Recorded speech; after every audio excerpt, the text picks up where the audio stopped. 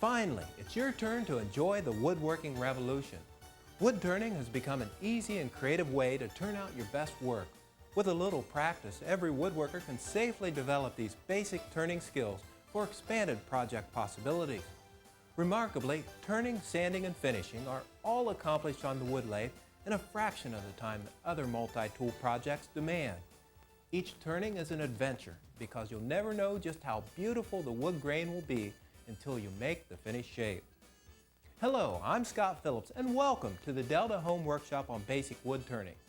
Here are a few examples of the many projects you'll be able to make by developing your own style and skill. This is the beginning project we will make that best illustrates the basic wood turning techniques turners need to learn. Develop and practice these fundamentals, then experiment with your own cutting methods. If it safely works for you, then that's the way to do it. Really, there are two types of turning. They're called faceplate and spindle turning. This stool top is an example of faceplate turning, where the workpiece is fastened to a metal disc called a faceplate. This top was turned, sanded, and finished by using the faceplate technique, which you'll see later. The stool legs are made by using the spindle turning technique.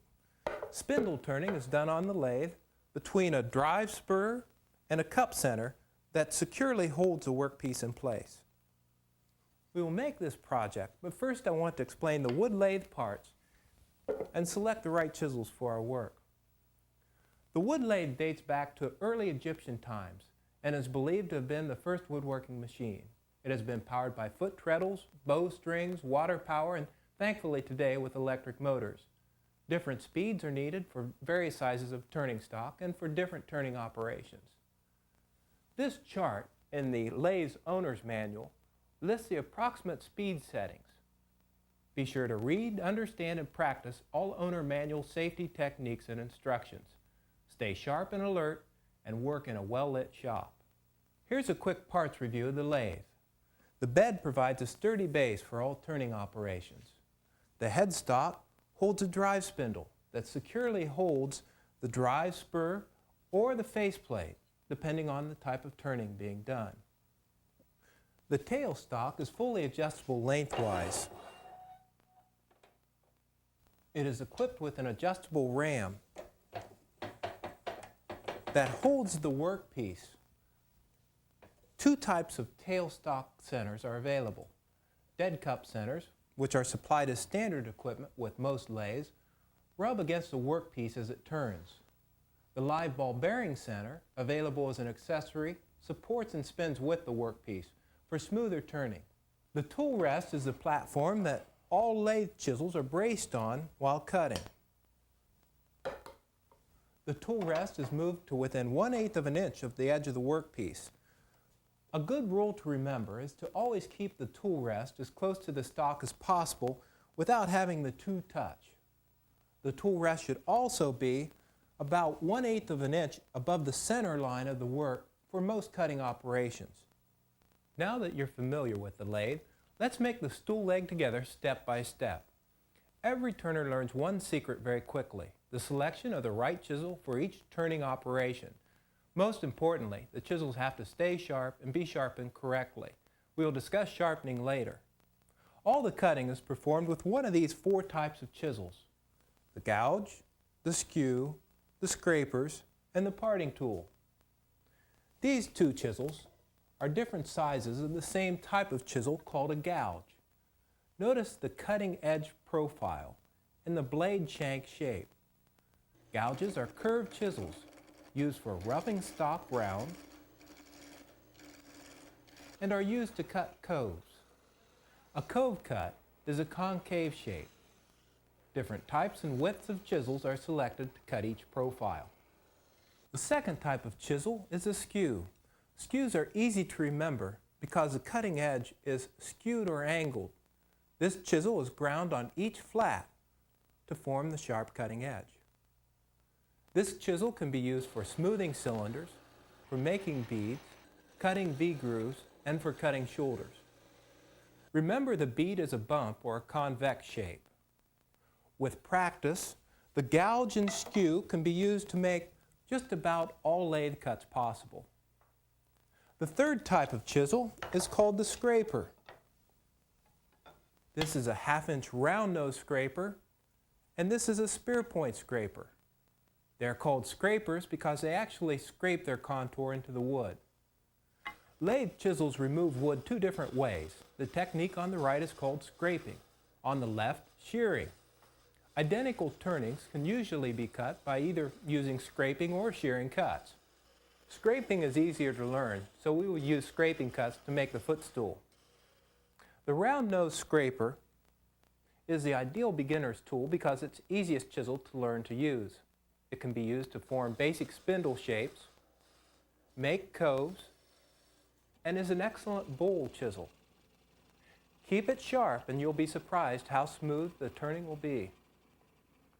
The spear point makes beads and smooths flats and tapers by using the scraping technique as well.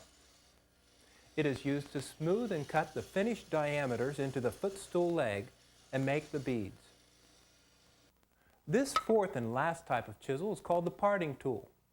It can be used to make duplicating depth control or sizing cuts, for making shoulders, and for cutting off.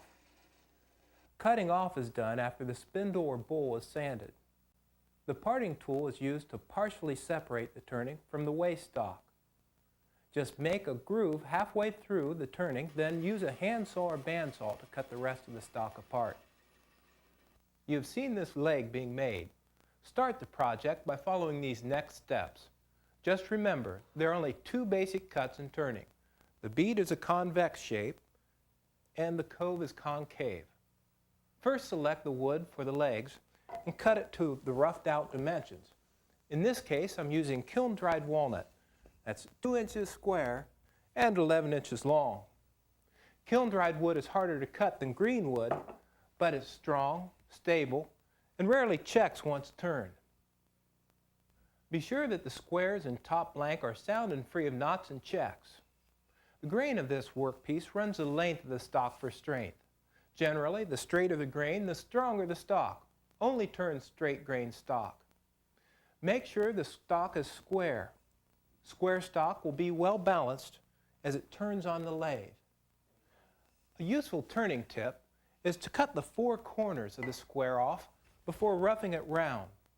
This way it causes less vibration in the roughing out stage and allows turners better chisel cutting control. Mark the center of each end of the turning squares. One method is to draw 2 diagonal lines connecting the opposing corners.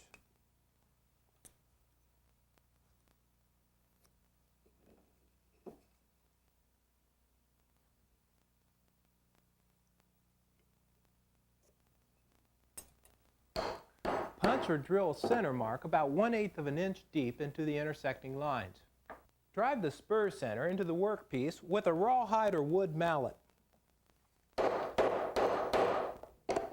This will create a firm drive grip. Never hammer the workpiece against the spur center when it's mounted in the lathe. Doing this could damage the spindle bearing in the lathe. Hammering works fairly well in soft textured woods. Here's a tip for working with hard, dense woods. Tilt the bandsaw table to 45 degrees and cut bandsaw curves 1/8 of an inch deep through opposing corners. This way, the drive spurs will seat into the ends of the stock securely. Mount the workpiece by adjusting the tail stock to a position about 1 inch away from the end of the workpiece. Lock the tail stock into place. Release the locking lever and advance the tailstock spindle by turning the hand wheel until the center firmly seats into the pre-punched center mark. Continue to advance the center while slowly rotating the work by hand. After it becomes difficult to turn the work, slack off on the feet about 1/4 turn and lock the tailstock spindle with the locking lever. Before turning on the lathe, get to know all the tool parts and how they work. Read, understand, and follow the instruction manual. And be sure to practice the following safety techniques. Remove rings, watches, and other jewelry. Roll up sleeves. Do not wear gloves, tie, or loose clothing. Wear a face shield and safety glasses. For added protection, whenever possible, use safety guards available from most wood lathe manufacturers. Rotate the workpiece by hand to check clearance before turning on the lathe. Check and tighten all locks before turning the lathe on. Do not let your fingers or hands slip between the workpiece and the tool rest. Keep both hands on the chisel and the chisel on the tool rest. Make sure the tool rest does not touch the rotating stock. Make sure the tool rest height is properly adjusted. Keep the tool rest as close to the work as possible. Remove the tool rest before sanding or applying finishes. Saw any faceplate workpieces to a roughly rounded shape prior to attaching the faceplate. When turning between centers, make sure the tailstock center is snug against the workpiece and locked. The tailstock center should be lubricated with wax or oil if it is not a ball-bearing center. Do not mount a split or checked workpiece or one containing knots. Examine the workpiece for flaws and test all glue joints before mounting the work on the lathe. Be sure to give glue ample time to dry. Yellow glues need 24 hours curing before turning. When roughing out, do not jam the chisel into the workpiece or take too big of a cut. Make all adjustments with the power off. Use the lowest possible speed when starting a new workpiece. Follow the instruction manual chart for the recommended turning speeds. Put all these techniques together and begin turning. First, start by turning the workpiece round. This step is called roughing out. Begin with the 3/4 inch gouge.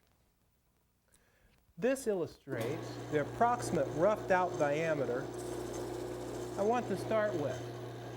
Notice that the rough edges are high spots that will contact the gouge first. Control the chisel to take light cuts to turn these rough edges round. The back of the 3/4 inch chisel is held firmly against the tool rest. At no time during the cut does the chisel come off of the tool rest. The chisel must always stay in contact with the tool rest during a cut. First, firmly hold the chisel handle with your dominant hand, in this case my right. The hand on the handle controls virtually all cutting because it guides and positions the sharp cutting edge. Hold the chisel blade with the other hand. There are two basic ways to hold a chisel. With the underhand technique, the thumb is on top of the blade and your fingers are below. The index finger gently rubs the back of the tool rest. This hand holds the blade like a car's steering wheel, in control but not uncomfortably tight. Too tight of a grip on the blade can produce a poor jerky cut. Notice that this overhand technique, the other correct grip, firmly controls the 3/4 inch gouge during the roughing out cuts. Remember, all chisel cutting blades must be held to the tool rest during the cut. Here's the best way to begin. Make sure the tool rest is adjusted so that it's within 1/8 of an inch of the workpiece and 1/8 of an inch above the center line of the workpiece. Stand close to the lathe and relax. You can't muscle a chisel, let it cut. Don't force it to cut. Turning is not only fun, but it's the safest power tool operation in my shop.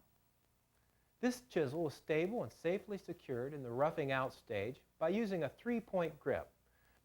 The power hand is on the handle up by the blade. The tool rest hand stabilizes the chisel on the tool rest and the end of the chisel handle is snug against my side. All cuts on this spindle are made by using the scraping technique. Hold the chisel flat to the tool rest and gently glide the blade straight into the turning workpiece until a few wood chips begin to fly. Begin the cut in the middle of the spindle and cut towards both ends of the stock. Let the weight of your body work for you by holding the chisel handle to your side. Just move both hands and body together in a gradual cut, first to the right, then to the left. Always control the chisel during the cut by taking light cuts with sharp chisels. Don't force a cut or get in a hurry. Relax, have fun, and enjoy the new shape being formed. Rule 1 is to take light cuts. Make cuts that shave off light chips and shavings. If dust is all that's being made, stop and sharpen the chisel. If a sharp chisel grabs, chances are that you need to slow down and take lighter passes on the stock. Rule 2 is to be careful at the ends of the spindle, to always cut from the center out. This way the chisel will avoid snagging the end grain.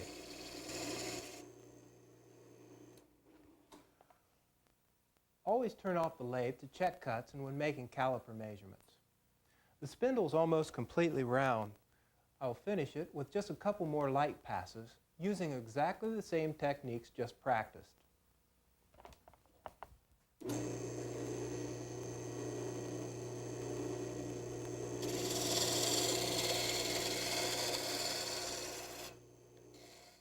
Now that the workpiece is round, a template is used as the first step in duplicating the leg. Duplication is important because all 4 footstool legs need to look alike. Here's a template that makes duplication easy with just a little practice. Complete template plans are included with the video. Look at the lines on the template. See how the lines match the widest diameter of a bead and the lowest valley of a cove, and also establish the flats and tapers of the leg. This template is used to set the spacing and depth of cut for all turn shapes on the leg. First, use the template to mark the spacing of each of the shapes with the lathe turned off. Make the lines heavy so that they'll be seen once the lathe is turned on. Now turn on the lathe at the slowest speed setting and make the lines easier to see by touching the rotating spindle lightly with a pencil. Next, use a parting tool to cut depth stops called sizing cuts at each of the 9 spacing lines. The depth of each cut is set by using calipers to measure and duplicate the template shapes. All measurements are marked on the leg template. Enlarge the calipers by about 1/16 of an inch to make the shape being copied slightly larger to allow room for turning and sanding. Use the same caliper technique for each of the 9 measured sizing cuts on the leg to be made. Make light sizing cuts until the calipers just fit the duplicated shape diameter. The tool rest is kept 1/8 of an inch away from the edge of the spindle and about 1/8 of an inch above the spindle center line. The parting tool is always used with the narrow edge of the blade resting on the tool rest. Keep the chisel square to the tool rest and the turning spindle. Notice that the cutting begins by easing the cutting edge straight into the spindle about 3/8 of an inch. Next, make a slightly wider relief cut along the side of the first cut. This widens the cut and helps to prevent the chisel from binding or jamming. Be sure to use practice stock to become familiar and comfortable with each turning technique. Follow the template plans and repeat the process for all 9 sizing cuts. You can see that this is going to take several tries to get the proper depth of cut. Up until now, the cutting technique for both the 3/4 inch gouge and the parting tool called for the chisel to be held virtually flat as the cut was made. See how the parting tool handle is gently raised straight up to continue to make deeper cuts. Keep a firm grip on the chisel with the tool rest hand. Make sure the chisel stays in solid contact with the tool rest. As always, continue to make light, controlled cuts. Being too aggressive can dull chisels quickly and produce very rough cuts. The last 2 parting tool cuts on the workpiece are to make the finished leg 9 inches long. The length was laid out earlier by using the plan's leg template. Only use a parting tool to cut about halfway through any workpiece being parted. Then use a saw to cut the scrap stock the rest of the way off once the turning is completed. The workpiece is now ready to take on its new shape. The round nose and spear point scraping chisels are used to complete the leg by using the scraping technique. The spear point and the round nose chisels are held and controlled exactly the same way as the 3/4 inch gouge and parting tool were, with one exception. The tool rest for this scraping operation is lowered about 1/4 of an inch below the center line of the workpiece. This allows the chisel's cutting edge to cut just slightly above the center line of the work. Think of a scraper's cutting edge as a steel cliff. The overhanging cutting edge is always on top. Stand close to the lathe and get comfortable. Be sure to keep the flat of the blade on the tool rest for stable cutting. Remember to use your body motion to help you begin the cut. Use a round nose to round the edges of each of the sizing cuts. This helps to prevent snags and makes all coming shaping cuts much easier to make. Once the sizing cuts are softened, use the round nose to shape the foot, ankle, knee, flat, and taper of the stool leg. The chisel is also used to work the stocks down closer to the desired finished diameter. Remember, it's very important to keep the tool rest adjusted to within 1/8 of an inch of the workpiece. A cove is formed by easing the round-nosed cutting edge into the wood until light chips begin to fly off the chisel. The cove is created by making light sweeping cuts from the largest to the smallest diameter. Always work downhill. Turn the larger diameter first. Also remember to work from the top of the bead to the bottom. The handle can be lifted up very lightly to match the cutting edge to the shape being ideally formed. Next, the spear point is used to finish the foot, shape the bead, form the taper, and smooth the flat to the planned diameters. Each edge of the spear point chisel is used to round and smooth all shapes.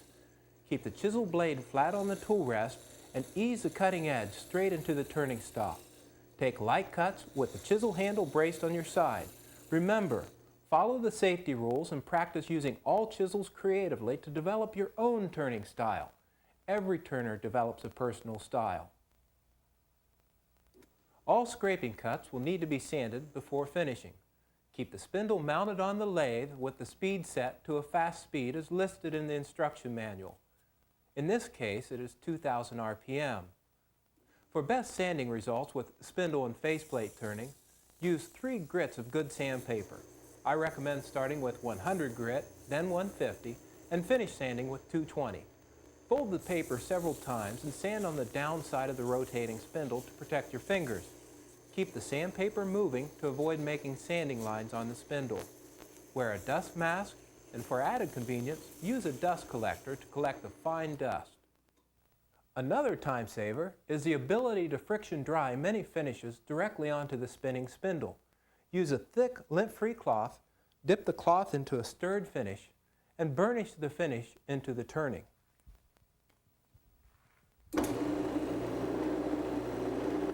All these capabilities on the lathe make it the most versatile tool in any wood shop. This completes spindle turning with the scraping techniques. Now it's time to do faceplate turning to make the stool top. This walnut stool top and bowl are turned, sanded, and finished by using the second type of turning called faceplate work. A faceplate is this metal disc that in this case has been attached to the bottom side of this stool top workpiece. This walnut stool top workpiece is 1 3/4 inches thick. 2 boards have been securely glued together by using a clamp butt joint. Select the best looking wood grain for the top of the stool, then lay out a 12-inch diameter circle on the bottom. Follow the measured drawing in the companion plan. Cut the turning workpiece round with a bandsaw. Lay out a 6-inch circle on the center of the seat bottom and center the 6-inch faceplate with this circle. Use 4 number 8 screws to firmly attach the faceplate to the bottom of the seat blank. Turn the lathe to its slowest speed setting. Now the workpiece can be mounted onto the lathe. Thread the faceplate onto the headstock spindle.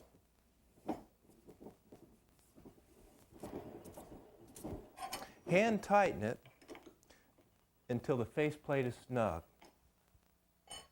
Adjust the tool rest to turn the edge of the seat round. The 3/4 inch gouge is used to turn the edge.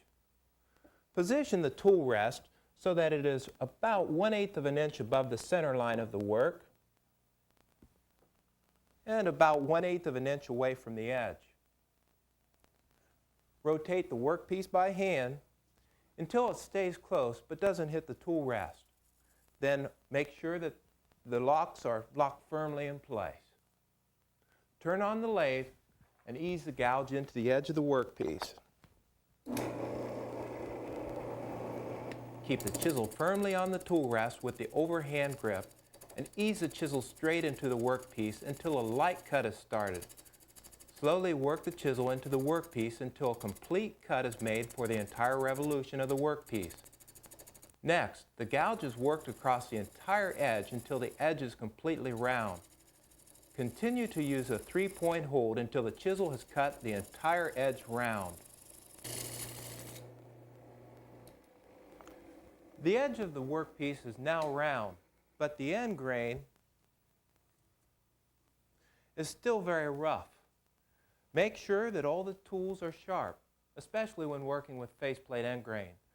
This sharp round-nosed chisel will help to cut the edge of the stool top end grain smoother. I will use it exactly the same way that I use a 3/4 inch gouge, except I need to lower the tool rest about 1/4 of an inch below the center line of the faceplate for all scraping cuts.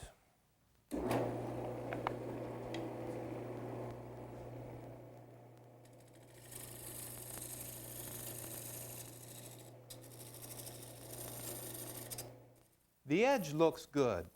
Next, I'll hollow the top of the seat just slightly. Keep in mind that bowls can be made by using the same tool rest adjustments and chisel techniques. Adjust the tool rest to the front of the workpiece and lock it in 1/4 of an inch below the center line of the faceplate and about 1/8 of an inch away from the workpiece. Start by making one light continuous cutting pass from the outside edge to the center. Hold and use a round-nosed chisel exactly the same way as in spindle turning. Make faceplate turning cuts from the outside edge of the workpiece to the center. The chisel is cutting well when the shavings and fine chips are being formed. The top is ready to sand when the turner likes a finished shape. Sand and finish the stool seat by using exactly the same procedure as on the lathe.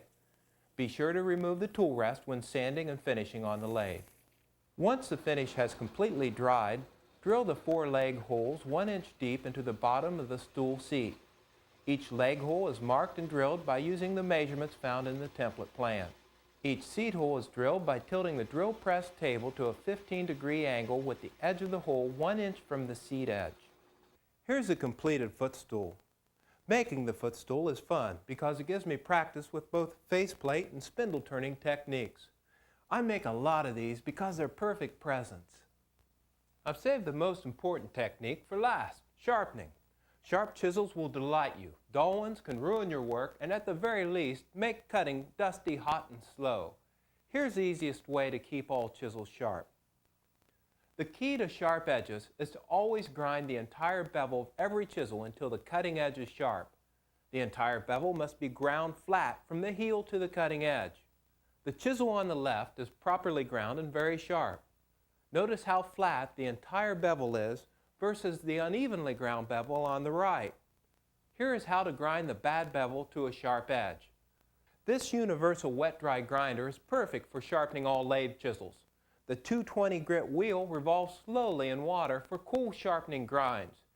Read and follow the grinding wheel instruction manual for safe operating. The chisel blade is held flat on the grinding table during the entire sharpening grind. The table angle is adjusted to position the blade's bevel flat on the sharpening edge of the grinding wheel. This process sets a proper grinding angle to sharpen the chisel's cutting edge. Make sure the table is locked in place with an 1/8 inch gap between the wheel and the table edge. Use exactly the same procedure to sharpen the cutting edge of every chisel. Keep the entire bevel rubbing and the chisel moving until a burr is formed on the entire cutting edge. Use the side of the wet wheel grinder to sharpen the bevels of skews and parting tools.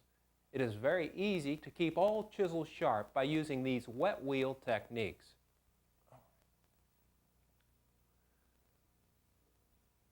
A great wood turner once said that wood turning is like an adventure because you just never know what you end up with until you wade into it. You can start by making this footstool project, then experiment by making your own designs. Here are a few ideas to get you started. Thanks for joining us.